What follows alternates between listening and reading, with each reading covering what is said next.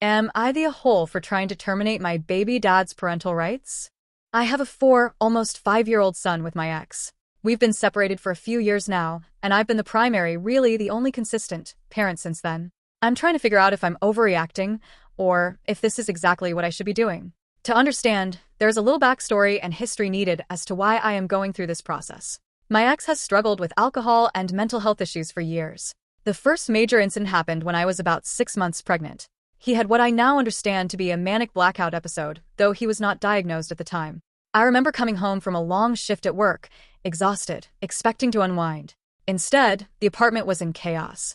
Lights were flickering, music was blaring, and he was pacing the floor, eyes wide and unfocused, muttering about things that made no sense. When I tried to talk to him, he couldn't look me in the eye or answer basic questions. His behavior became erratic enough over the next few weeks that he ended up losing his job. From that point forward, he struggled to maintain any stable employment. There was no formal diagnosis or consistent treatment back then, so it was just constant instability, sudden job losses, heavy drinking, and unpredictable, walking on eggshells behavior in our house. When my son was 6 months old, the absolute unthinkable happened at home. My ex passed out drunk while watching our son while I was at work. My son was left in his crib for nearly 19 hours. I was working a double shift, trusting that his father was taking care of him. When I came home, the house was pitch black and deathly silent.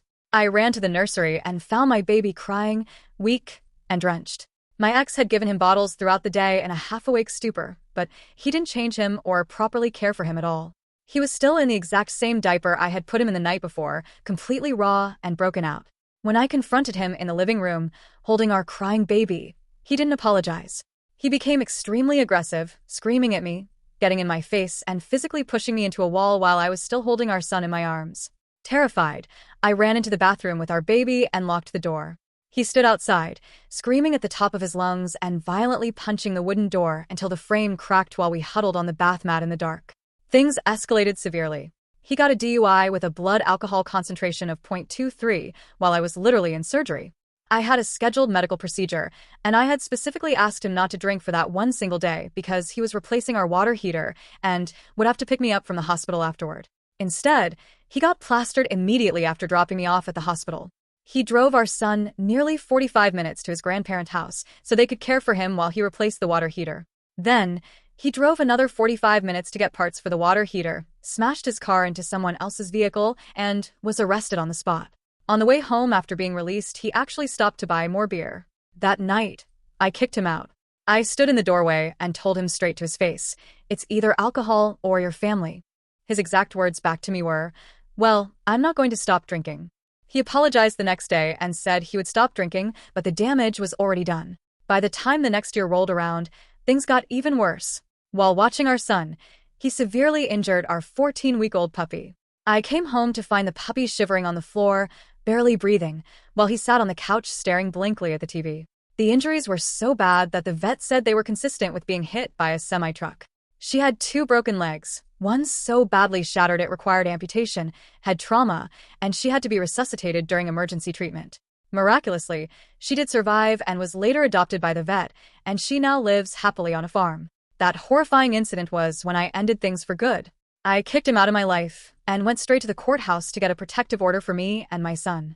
After that, he admitted himself for treatment and was formally diagnosed with bipolar 1 and 2 with mania. He was prescribed medication and, to his credit, he did remain consistent with taking it for a period of time. However, he still didn't think he had a drinking problem or was an addict. I was aware he was still drinking occasionally, just not to any certain extent, but I foolishly hoped the mental health treatment would be enough to keep him grounded. Then, he got another DUI after showing up hammered at work as a delivery driver. His boss sent him home after a customer called the store to complain that he had gone to the wrong house 3 separate times and was completely incoherent on their porch. I was actually on the phone with him when I heard his boss telling him to pack his things and leave.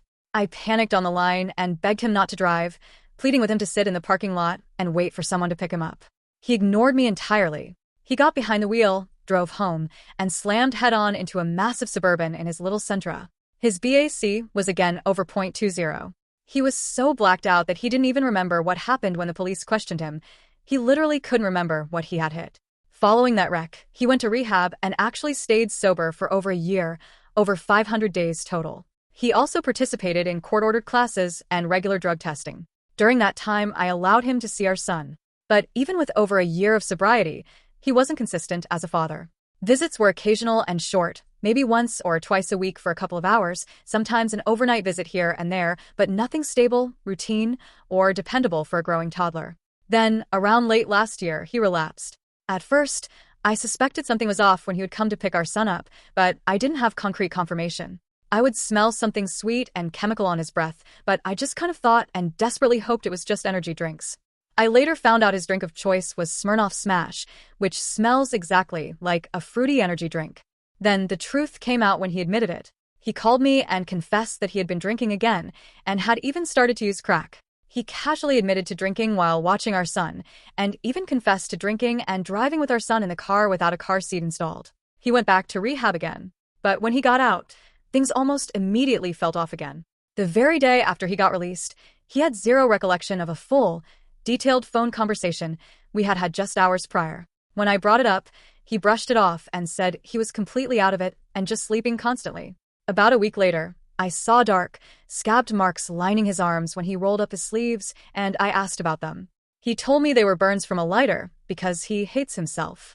But looking at the pattern, I couldn't stop thinking that they might actually be track marks from intravenous drug use, though I'm not entirely sure what track marks look like up close. Then, a few months ago, I picked our son up from his place and immediately smelled alcohol wafting off him the second he opened the door. He had even more marks on his arms, a fresh black eye, and a deep scab across his cheekbone. At first, he flatly denied drinking, but after I pressed him, he eventually admitted he had been out drinking heavily with friends until 5 a.m. and got into a bar fight. He also admitted that the very first thing he did after getting out of rehab was buy a drink, and that he hadn't been taking his bipolar medication for at least the last month. At this point, I don't feel like this is something that's ever going to change. I've given him years of chances. I've supported him through multiple stints in rehab, allowed visits, tried my hardest to co-parent, and constantly hoped things would get better for the sake of our child. And for a short period, things did seem to improve, but it never lasted. It always cycled back to danger and chaos. I recently filed for full legal and physical custody and started the legal process of pursuing the termination of his parental rights, with the long-term goal of having my partner adopt my son. My partner has been a consistent, stable, loving father figure in my son's life for over a year now, providing the safety and security my ex never could. My ex thinks I'm completely overreacting. He says the absolute worst that will happen in court is that he'll have to pay child support, and he genuinely doesn't see the big issue here. He literally said to me, "I made some mistakes, so what?" He simply cannot comprehend that this is a dangerous pattern of behavior that has shown zero signs of changing. Some of his family members have reached out and hinted that I'm going way too far by trying to sever his rights completely. Meanwhile, my own friends and family tell me that this legal action is long overdue and that I should have done it years ago. From my perspective, this isn't about punishing him or being vindictive. It's entirely about protecting my son from a life of trauma and danger. So, am I overreacting? Update. Well, It's been about 4 months since I posted this, so I figured it was time for an update. Since my original post, Matt has not seen our son at all. There was one point when he asked to see him.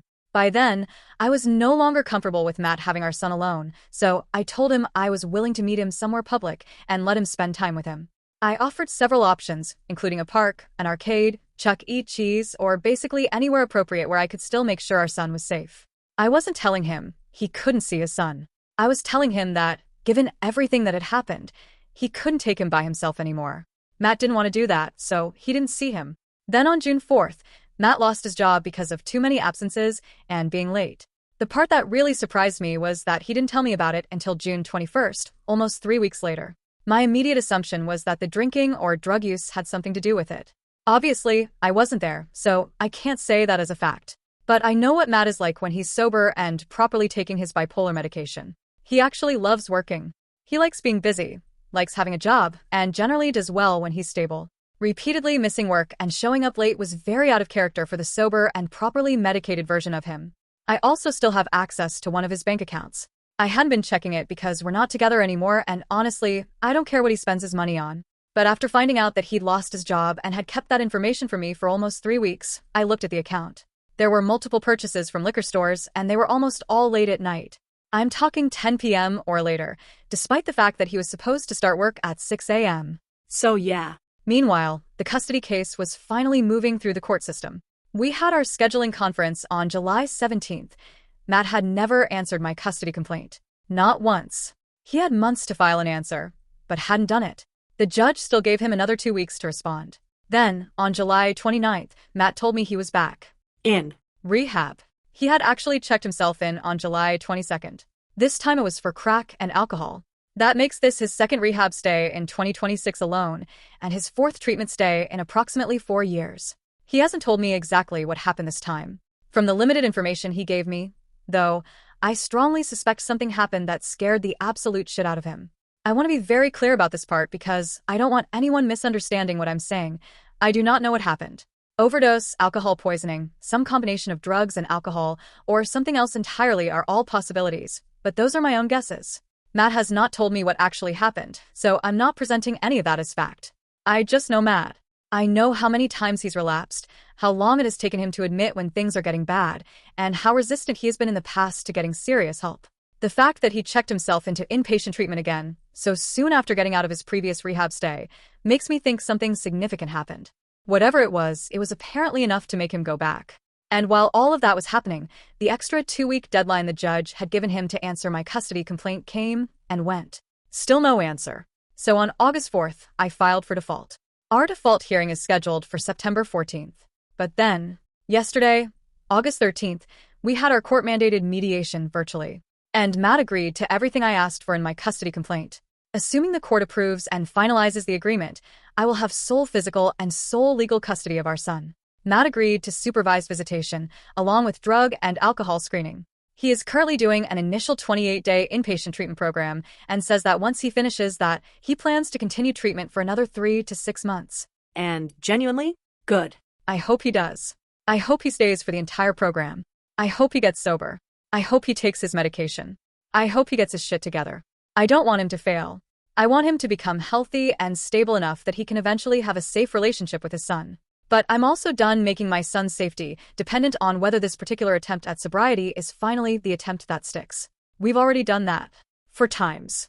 There are still some details that need to be worked out before everything is finalized. One of the things I plan to request is that his supervised visits take place at a professional supervised visitation facility near where we live. I don't want the visits happening at my house, his house, or with one of our relatives acting as the supervisor. Matt lives about an hour away from us. He's an adult. He can drive the hour. I'm not going to make our 5-year-old spend hours in the car traveling back and forth for supervised visitation when his father is capable of coming to him. I'm also going to request that Matt be tested for both drugs and alcohol on the actual day of every visit, immediately beforehand. A test from a day or 2 earlier doesn't give me much comfort. He could test clean on Friday and then get drunk or use crack on Sunday morning before a scheduled visit. If that happened, a Friday test wouldn't tell me anything useful about whether he was sober when he actually showed up to see our son. The point of testing is to make sure he's sober immediately before the visit. So that's what I want. He gets tested. If he's sober and cleared, great. He gets to spend time with his son. If he isn't, there is no visit. Simple. The visits will also most likely need to happen on some Sundays, rather than every Sunday. Our son is starting kindergarten, so he's in school Monday through Friday. I work Monday through Friday from 8 to 5.